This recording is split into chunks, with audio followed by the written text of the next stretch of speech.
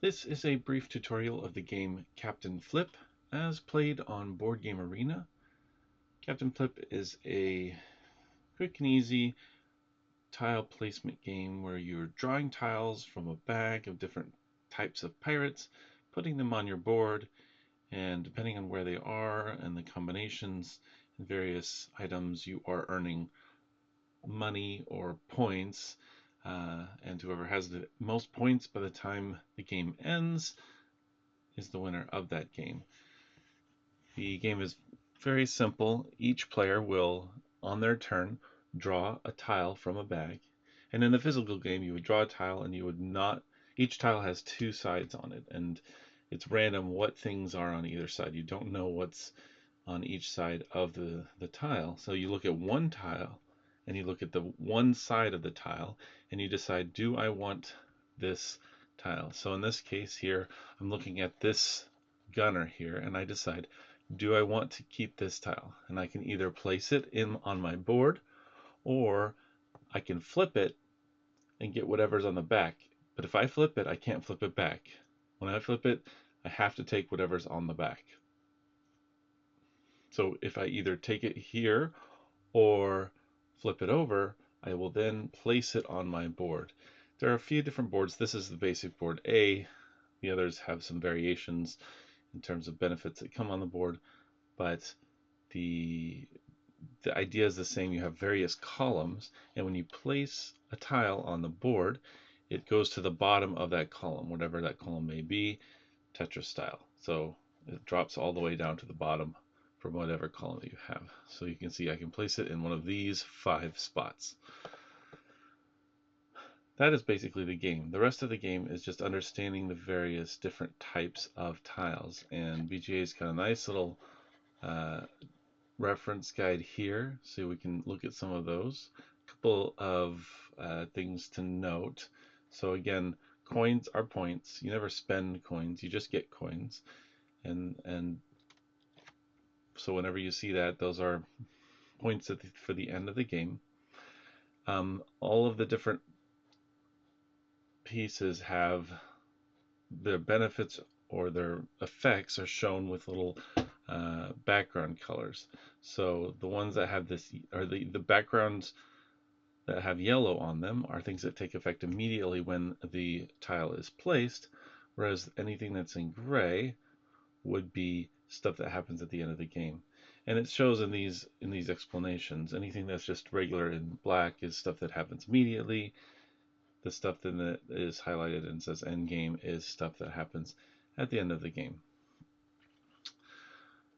Then also there's a treasure map. A treasure map is basically a token that can be passed around. And if you have the treasure map on your turn, then at the end of your turn, you get a point. And it gives you a point. And every turn that you keep hold of that treasure map, you get a point.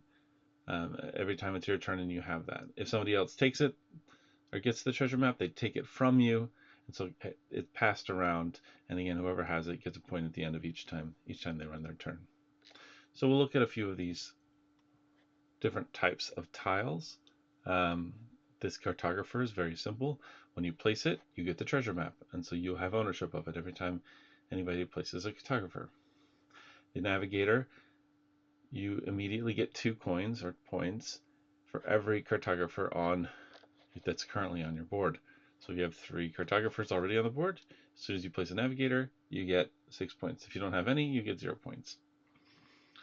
The cook, when you place it down, you look at the row that where it's placed, wherever that might be, and you get 1 coin per card or tile on that row, including the cook itself. The Suave is an end of game collectathon. The more that you collect, then the more that the more points that you get. However, it's not just the number of Suave, it is the number of columns that have a Suave on them, right? You want to clean all of the boat. So if you have a Suave in 1, 2, 3, 4, or 5 columns, you get 1, 4, 9, 16, or 25 points respectively. It's not just a number, it's the number of columns where a Suave exists. The gunner is very valuable. It just gives you 5 coins. However, If you have 3 or more gunners at the end of the game, you lose. There's no way to possibly win. So the 5 coins is nice, but you risk it. And the reason why it's a bit of a risk is, let's say I have 2 gunners on my ship and I pull a tile.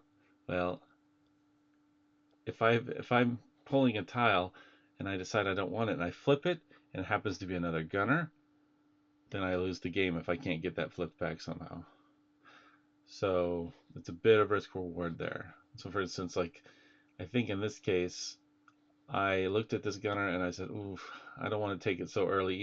Even though the 5 points would be nice, I'm gonna just flip it so I don't get too many gunners." And so yeah, flipped it there.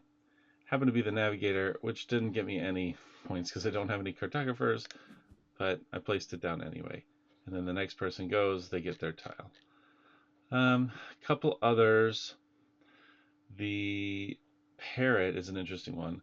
If you have a parrot shown at the end of the game, you do lose 1 point. However, it immediately lets you draw and play a new tile. The monkey is very interesting because it gets you a coin, but also it lets you flip an adjacent tile. Now these spaces don't count for that, but I think later in this game I placed a monkey right here, which allowed me to flip this, and I remembered that it was a gunner on the other side. So I placed a monkey here, flipped this, and got the 5 coins from the gunner. So as soon as you flip it, you get whatever the benefits are on that other side. And you don't lose the benefits necessarily of the previous one. The carpenter is just making sure that there aren't any gunners in the row or columns. And then the lookout, if you can have the lookout at the end of the game at the top of whatever column, it doesn't have to be at the very top, but just at the top of any tiles that you have, then it gets you 4 coins at the end of the game. This map also has some benefits if you fill certain columns. So if you fill this column, you get 3 coins. If you fill this one, 5. And if you fill, you get the map.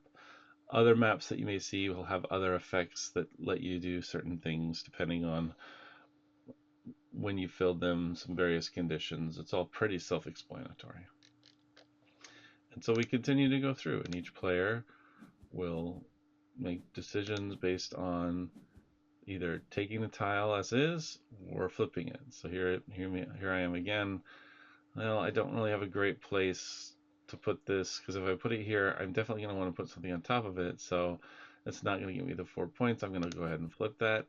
All right, I'll take that, and I put it down, so forth. So this person played their parrot, and now they get to play another tile, and so on and so forth. The game ends when one player fills 4 columns. And this BGA will track this for you. We can see this player here has already filled 1 column, so you can kind of keep track of it. By the way, that's what the treasure map token looks like. So this player has that, and every time they keep it at the end of their turn, they get that point. As soon as one person fills 4 of their 5 columns, the round ends. So I was the first player in this case, so everybody else makes sure that they get a turn, so everybody gets equal amount of turns.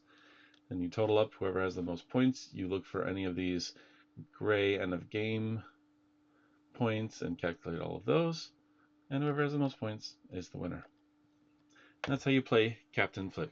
Hope this was helpful.